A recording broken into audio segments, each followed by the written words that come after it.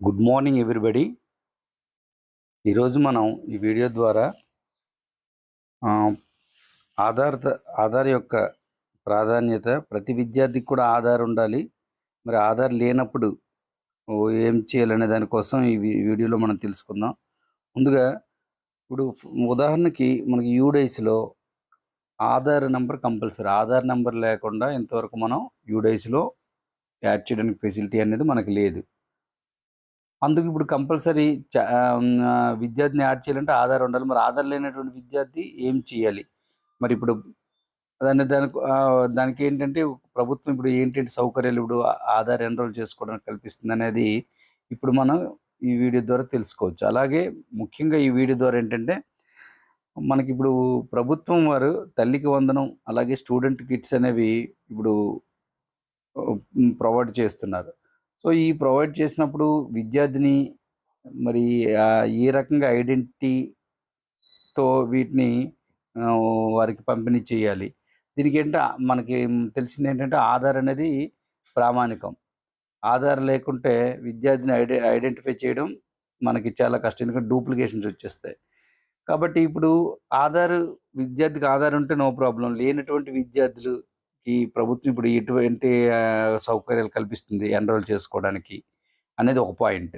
రెండో పాయింట్ ఏంటంటే ఆహ్, ఆధార్ వచ్చేలోపు ఆధారు వచ్చేలోపు ఈ తల్లికి వందనం గాని, లేకపోతే ఈ స్టూడెంట్ కిట్స్ గాని పంపిణీకి ఏ పత్రాలని స్వీకరించబోతుంది? దా ఆధార్ వచ్చేంత వరకు ప్రభుత్వం అనేది ఈ వీడియోలో మనం తెలుసుకోబోతున్నాం. అయితే మనం ఎప్పుడైతే ఈ సౌకర్యాలు ఆధార్ ఎన్రోల్ చేసుకోవడానికి మనకి ఇంకా ఆల్రెడీ ఉన్నాయి. ఇంకా అదనంగా కల్పిస్తామనేసి ప్రభుత్వం చెప్తుంది కాబట్టి, మనం ముఖ్యంగా చెప్పాల్సిందేంటంటే పేరెంట్స్‌కి ఇమ్మీడియేట్‌గా ఆధార్‌ని పొందమని. ఎందుకంటే ఇప్పుడు మనకి స్టూడెంట్స్ మన పాఠశాలలో జాయిన్ అయినప్పుడు వాళ్ళకి మనం ఎన్రోల్ చేయడానికి ఆన్‌లైన్‌లో ఒక్క యూడేస్ మాత్రమే ఉంది. సో, రేపు పొద్దునేంటి ప్రతిదానికి యూడేస్ అనేది కీలకమవుతుంది. మరి ఆధార్ లేకుండా యూడేస్‌లోకి మనం ఎంటర్ చేయలేం. కాబట్టి ఇమ్మీడియేట్‌గా ఆధార్ నంబర్ పొందడమే ఇక్కడ మనకి పరమావధి. కాబట్టి ప్రతి ఒక్క పేరెంట్‌ని ఆ రకంగా మోటివేట్ చేస్తూ ఏ రకంగా ఎన్రోల్ చేసుకోవాలనేది చెప్తూ మనం ఆధార్ నంబర్ పొందే విధంగా ప్రయత్నం చేయాలి. ఈలోగా ఏం చేయాలనేది ఈ వీడియో ద్వారా తెలుసుకుందాం. ఇప్పుడు మనకు కొత్తగా ఒక జియో మనకి అదే ఇష్యూ చేసాం. Government of Andhra Pradesh. అందులో ఇక్కడ ఒక 2 యాక్ట్స్ కోసం ఇక్కడ తీసుకురావడం అయితే జరిగింది. ఏంటంటే regulation 15 of Aadhaar authentication regulation 2016 notification ఇదొకటి. అలాగే section 17 of the Aadhaar targeted delivery of financial and other subsidies benefits and service act 2016, దీన్నే యాక్ట్ 9 నంబర్ 18 ఆఫ్ 2016 అంటారు. ఫర్ ద స్కీమ్ ఆఫ్ తల్లికి వందనం, స్టూడెంట్ కిట్స్. సో, ఈ యాక్ట్స్ ప్రకారం మన తల్లికి వందనం గాని, స్టూడెంట్స్ కిట్స్ గాని మనకు ఆధార్ కీలకం కాబట్టి, ఆధార్ ఎన్రోల్ కానటువంటి వాళ్ళు వేగంగా ఎన్రోల్ అవ్వడం కోసం ఎటువంటి సౌకర్యాలు మనకిక్కడ కల్పించబడుతుందనేది ఇందులో చెప్పడం జరిగింది. అలాగే ఆధార్ ఎన్రోల్ చేసుకున్నాక ఆధార్ వచ్చేలోపు అసలు ఏ రకంగా ఏ పత్రాల ద్వారా విద్యార్థి సమర్పిస్తే వారి ఐడెంటిటీ మనకిక్కడ చెల్లుతుందనేది ఈ వీడియోలో మనం తెలుసుకుందాం. సో, ఫస్ట్ మనకి అసలు తల్లికి వందనం అంటే ఏంటనేది ముందుగా తెలుసుకుంటే, ఇక్కడ తల్లికి వందనం అనేది ఏంటంటే, మనకి ప్రభుత్వం ఏదైతే హామీ ఇచ్చిందో ఫ్లాగ్‌షిప్ ప్రోగ్రామ్స్‌లో భాగంగా, అందులో తల్లికి వందనం పథకం అనేది ఒకటనమాట. ఇది ప్రభుత్వం పేదరిక రేఖ అదే దారిద్ర్య రేఖ దిగువన ఉన్న ప్రతి తల్లికి లేదా గుర్తింపు పొందిన సంరక్షకునికి సంవత్సరానికి రూ. 15,000 ఆర్థిక సహాయం అందిస్తుందనమాట. ఇది ఎవరికి వర్తిస్తుందంటే పాఠశాలలు అలాగే కాలేజీలకు కూడా. అంటే 1-12 తరగతి ఇంటర్మీడియేట్ సెకండ్ ఇయర్ వరకు కూడా ఇది వర్తిస్తుందనమాట. ఈ తల్లికి వందనం అనేది పేదరికం కారణంగా ఏ ఒక్క పిల్లవాడు చదువుకు దూరం అవ్వకుండా చూడాలని లక్ష్యంగా పెట్టుకుంది. ఈ వినూత్న పథకం తమ పిల్లలను క్రమం తప్పకుండా పాఠశాలకు పంపడంలో తల్లులకు మద్దతిస్తుంది. అలాగే డ్రాప్ అవుట్ రేట్‌ను గణనీయంగా తగ్గిస్తుంది. మెయిన్ ఏంటంటే ఆహ్, క్రమం తప్పకుండా పాఠశాలకు పంపించాలనేది తల్లులకు మద్దతు ఇవ్వడం కోసం ఇదొకటి. రెండో పాయింట్ ఏంటంటే డ్రాప్ అవుట్ రేట్‌ని గణనీయంగా తగ్గించడం కోసం అనమాట ఇది మెయిన్. ఇది ఈ ప్రోగ్రాం తీసుకొచ్చింది. అలాగే 1వ తరగతి నుంచి 12వ తరగతి వరకు చదువుతున్న తల్లులకు ప్రభుత్వం 15,000 రూపాయలు యొక్క ప్రత్యక్ష వార్షిక ఆర్థిక సహాయాన్ని అందిస్తుందన్నమాట. అర్హులైన బీపీఎల్ కుటుంబాలను గుర్తించడానికి అవసరమైన ధృవీకరణను సరిగ్గా ప్రాసెస్ చేస్తూ ఆ అర్హులైన బీపీఎల్ కుటుంబాలను గుర్తించడం, అలాగే అవసరమైన ధృవీకరణలను కూడా సరిగ్గా ప్రాసెస్ చేస్తూ 75% హాజరును నిర్ధారిస్తుందన్నమాట. ఇక్కడ మనం ఓవరాల్గా చూసుకుంటే ఇక్కడ 2 మనం గమనించవచ్చు.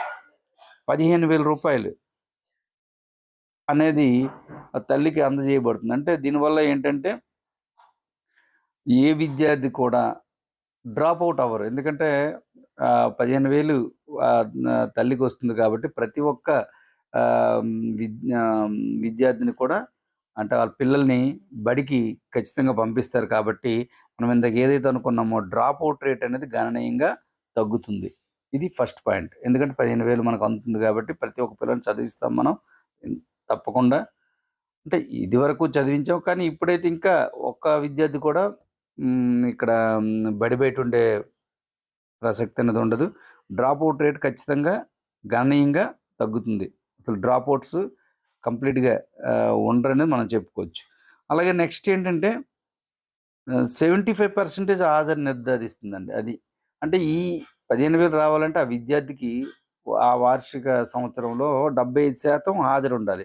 మరి ఈ 75% హాజరు అనేది దేన్ని నిర్ధారిస్తుందంటే క్రమం తప్పకుండా పాఠశాలకు పంపడంలో ఈ ఈ ఈ పాయింట్ మనకి ఏదైతే 75% అనేది ఉందో ఇది వర్తిస్తుంది అనమాట.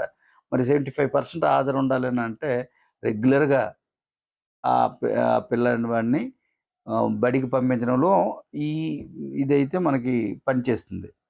అందుకు ప్రతి ఒక్క ప్రధానోపాధ్యాయులు ఏం చేయాలంటే స్టూడెంట్ అటెండెన్స్ వేసేటప్పుడు ప్రతిరోజు కూడా మీరు స్టూడెంట్ అటెండెన్స్ వేయాలి. ఎందుకంటే సిస్టమ్ జనరేటెడ్ అటెండెన్స్ ఇక నుంచి మనం తీసుకుంటాం కాబట్టి మరి స్టూడెంట్ అటెండెన్స్‌లో ఆ విద్యార్థి యొక్క అటెండెన్స్ మనకి దేనికి కీలకమవుతుందంటే ఓన్లీ స్టూడెంట్ అటెండెన్స్ యాప్ కాబట్టి మరి ప్రతి ప్రధానోపాధ్యాయుడు నిర్లక్ష్యం వహించకుండా ప్రతిరోజు కూడా మనం స్టూడెంట్ అటెండెన్స్ వేయాలి. ఒకవేళ ఏదైనా విద్యార్థి గనక అటెండెన్స్ తగ్గినప్పుడు ఆ తల్లిదండ్రులు వచ్చి మనకు నిలదీస్తారు. మా మా బిడ్డ ప్రతిరోజు వచ్చింది. మీరు ఎందుకు అటెండెన్స్ తగ్గింది అనేది.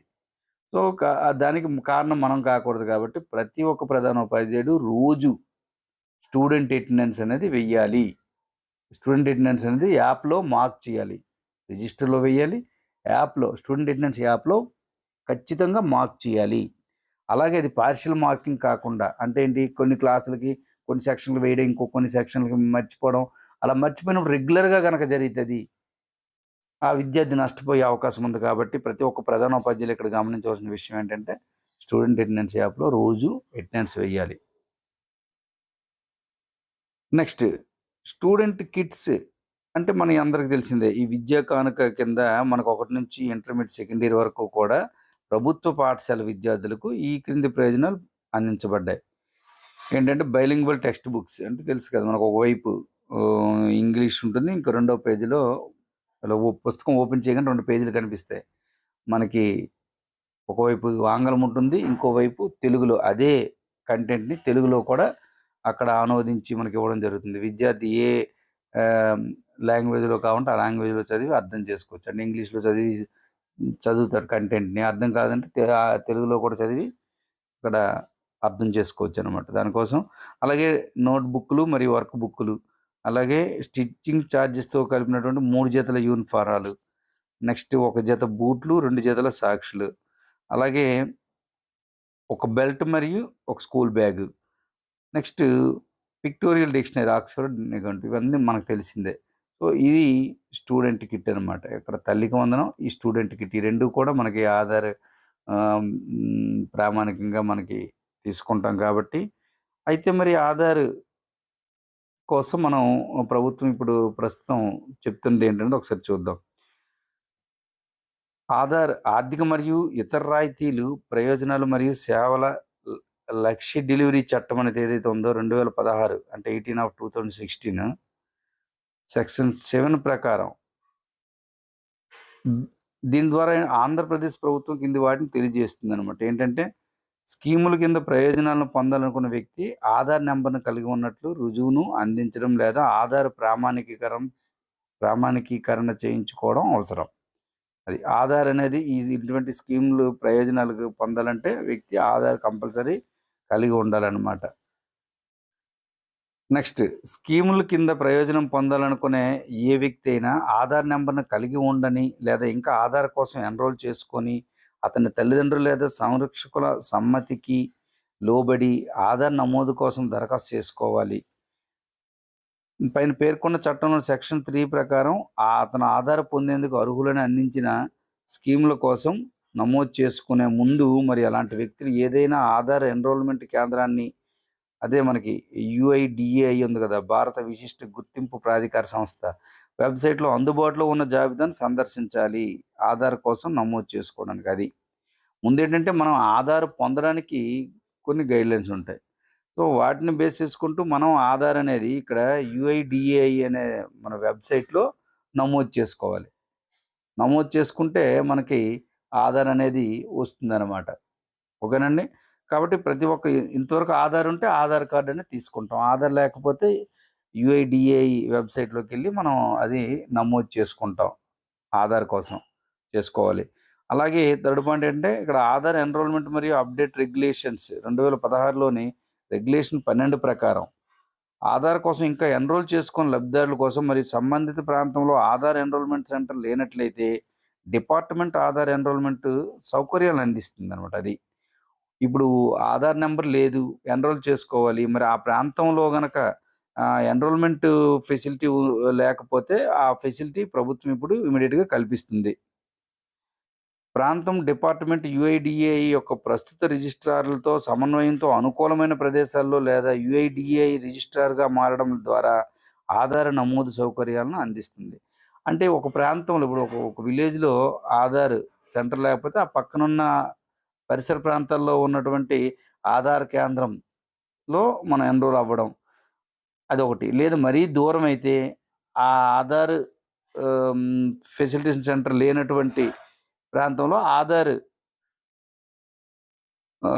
ఫెసిలిటేషన్ సెంటర్ని అక్కడ ఇప్పుడు స్థాపించడం అన్నమాట. అంటే మరీ దూర ప్రాంతం వెళ్ళి మనం ఆధార్ ఎన్రోల్ చేసుకోవాలని అనుకున్నప్పుడు అక్కడ ఆ ప్రాంతాన్ని నోటిఫై చేసి అక్కడే ఆధార్ సెంటర్ని ప్రభుత్వం ప్రొవైడ్ చేస్తుంది. అంటే ఇవన్నీ దేనికేనంటే ప్రతి విద్యార్థికి కూడా ఆధార్ అనేది కంపల్సరీ ఉండాలి.